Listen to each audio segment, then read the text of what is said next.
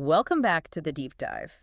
Today, we're doing something, well, a little bit I different. did unusual, yeah. Usually we come to you with this, huge stack of articles and research Well, a papers. whole library is worth sometimes. Right. But today, we're going to prove that sometimes the most critical knowledge is packed into just a single powerful phrase. We're doing a linguistic deep dive. What we have is a document title that's so loaded with strategic meaning. It basically serves as a complete briefing on its own. It's a real shortcut for you, the listener, to get a handle on the highest priority concerns in space science today.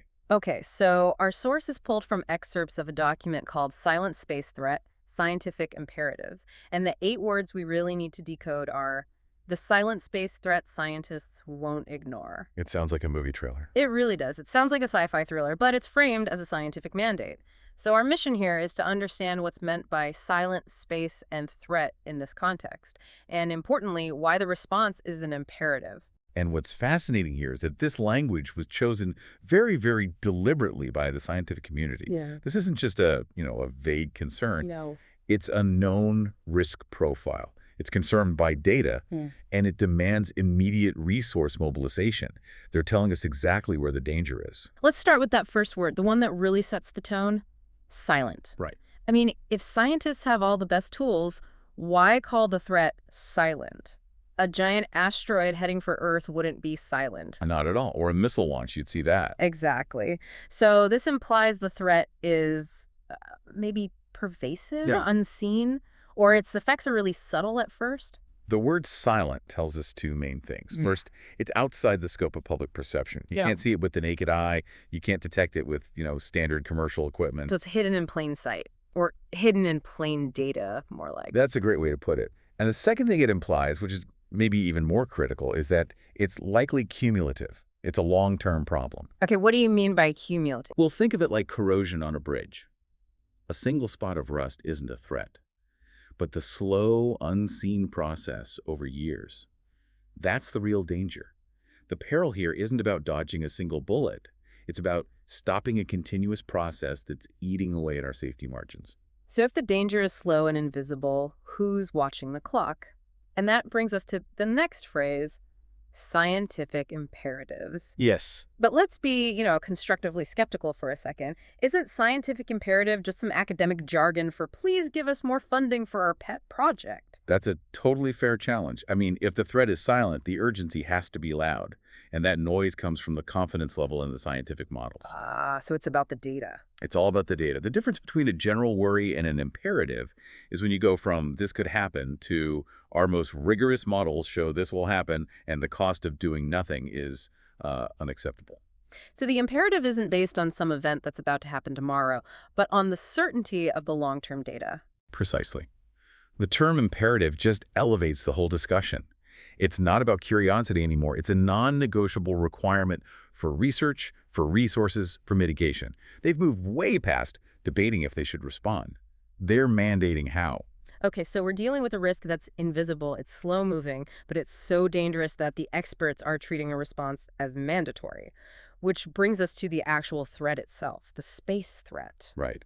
This is where we shift from decoding words to, looking at the actual physics. The term is so broad. What are we really talking about?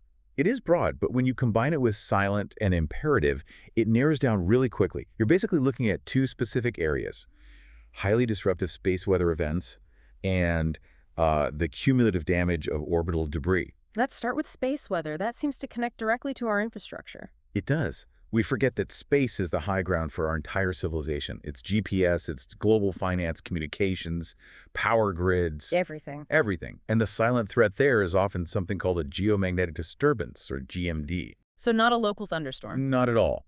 These are the result of massive coronal mass ejections, CMEs from the sun. Billions of tons of magnetized plasma hitting Earth's magnetosphere. Now, the blast off the sun isn't silent, but the damage it does here on Earth is completely unseen until it's too late. That's the silent part. Okay, give us the mechanism.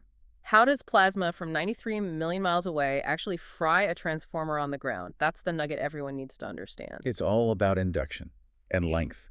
When that plasma cloud hits us, it makes Earth's magnetic field shift violently. All right. And that rapid shifting induces these powerful, unexpected electrical currents, they're called GICs, in Earth's longest conductors. So things like power lines that run for hundreds of miles. Yeah, exactly. Or transcontinental pipelines. Okay. These GICs flow right into critical hardware like high-voltage power transformers. And I'm guessing the transformers are not designed to handle that. Not even close.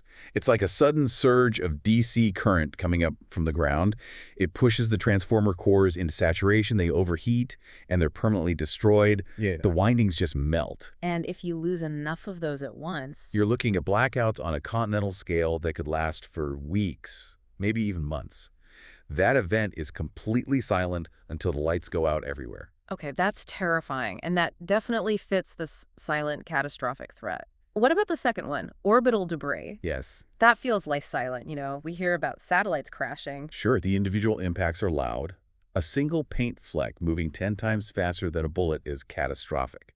But the process of accumulating hundreds of thousands of pieces of that junk is totally silent. It's like a slow geological process of degrading our orbit. So the silence is the creeping inevitability of it all. It is. It's the systemic risk. The scientific imperative isn't about saving one satellite. It's about preventing the whole system from hitting a tipping point. You're talking about the Kessler syndrome. Exactly. Yeah. Can I unpack that for a second? Please do. It's a scenario where the density of junk in low Earth orbit gets so high that collisions start generating more debris, which causes more collisions. It's a chain reaction. A cascade. A cascade, right?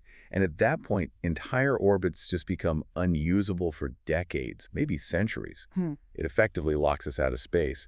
That slow, silent buildup is the threat. The sudden cascade is the catastrophe. Wow. Okay. That really raises the stakes. We're talking about risks that threaten the viability of space itself and our power grid on the ground. Which brings us to the last part of the phrase, scientists won't ignore it. And that phrasing, won't ignore, is just such a powerful statement. It implies consensus. This isn't a minority report from a few concerned scientists. This is institutional agreement. It also sounds like a lesson learned. Won't ignore suggests that maybe in the past, some early warnings were ignored. It's very possible. It feels like a policy statement rooted in avoiding past failures. It's saying that past experiences, or at least the data models, have shown that the consequences of ignoring this stuff are just catastrophic. So won't ignore basically translates to a mandate for proactive monitoring and defense. Our permanent one. Yeah. It establishes scientific stewardship over our planetary safety. It's a huge deal. So, to sum it up, an unseen, slow-moving risk to our most essential systems, identified by experts with high-confidence models, which leads to a mandatory, immediate, and long-term response. And the key takeaway here is that our modern life depends on these unseen systems, which makes us terrifyingly vulnerable to equally unseen risks. Okay, let's pivot. Section 3, the knowledge edge. Why does understanding this academic-sounding phrase matter to you, the listener, right now? Well, because understanding a title like this is a critical shortcut. It helps you get informed about real, strategic global risks. When you see a combination of words like threat, silent, and imperative, you should pay attention. You're saying it's a signal. The value is in the distillation. You don't have to read 10,000 pages of technical papers on space weather. Right. A title like this is the result of thousands of hours of research and consensus building at places like NASA, NOAA, and the European Space Agency. It tells you exactly where the scientific energy, the funding, and the international cooperation is all pointing right now. And that gives us a concrete way to track the response. If this imperative is real, we should actually see things happening. You should. You should see budget allocations for new deep space sensors. You should see international treaties on orbital management. You should see stockpiles of specialized replacement transformers being built. So it's not just talk. It can't be. In the context of orbital debris, for example, the imperative is what's driving the development of these active debris removal technologies. They're incredibly expensive and difficult, but they're non-negotiable if we want to keep using space. So the lesson is in reading between the lines of this technical communication. It really is. What stands out to me is the clarity of purpose. The biggest concern isn't the threat you can see coming, it's the one you can't. And knowing that lets you filter out all the noise and focus on what's truly a strategic risk. We've now done our deep dive. The silent space threat is so serious precisely because it needs that expert intervention, the scientific imperatives, to even identify it. Right. It operates completely below the threshold of public awareness, but it strikes at the infrastructure we all rely on every single day. So what does this all mean for you as you move forward with this knowledge? I think the takeaway is this. If the most critical, world-shaping problems are silent, if they don't make the evening news until it's too late. Then the greatest challenge isn't finding the solution. It's maintaining and funding the systems and the people needed to identify the problem in the first place. Which leads to our final provocative thought. Consider this. How often is real, true urgency hidden behind formal academic language? What other fundamental risks are out there right now just labeled as mere imperatives or consensus studies in some obscure report? Waiting to go from a silent threat to a global crisis. Exactly. The ability to decode that language is your ultimate knowledge edge. Keep digging, because the things you don't hear about are often the most important ones.